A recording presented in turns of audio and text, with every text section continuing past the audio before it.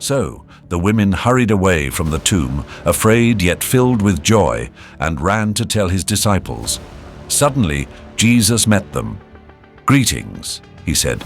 They came to him, clasped his feet, and worshipped him. Then Jesus said to them, "Do not be afraid. Go and tell my brothers to go to Galilee. There they will see me." While the women were on their way, some of the guards went into the city and reported to the chief priests everything that had happened. When the chief priests had met with the elders and devised a plan, they gave the soldiers a large sum of money, telling them, "You are to say, 'His disciples came during the night and stole him away while we were asleep.' If this report gets to the governor, we will satisfy him and keep you out of trouble." So the soldiers took the money and did as they were instructed. And this story has been widely circulated among the Jews to this very day.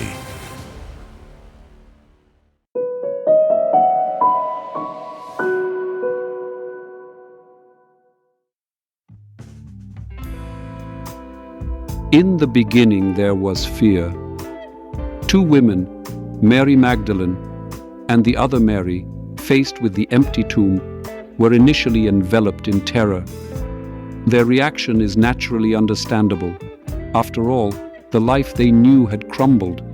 Their master, friend, and teacher had been killed, and now his body had disappeared. What could be more terrifying? However, when the angel tells them, "Do not be afraid," and when they meet the resurrected Jesus, who repeats these words, their fear transforms into joy.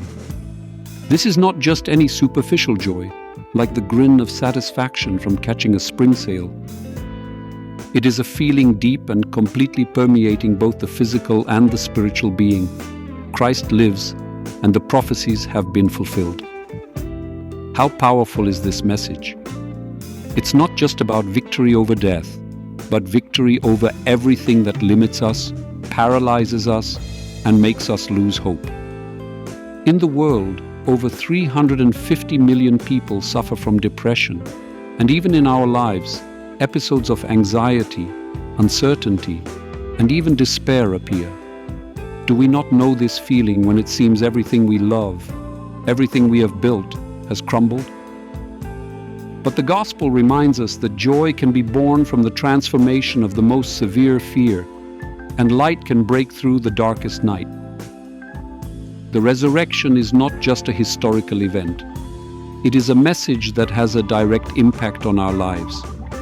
Such joy can only be had when we personally accept Jesus.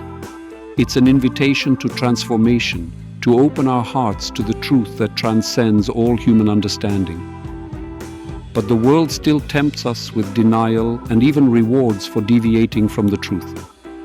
Like the tomb guards who decided to spread a false story for silver, the contemporary world often offers us easy solutions, escape into oblivion, or the accumulation of things.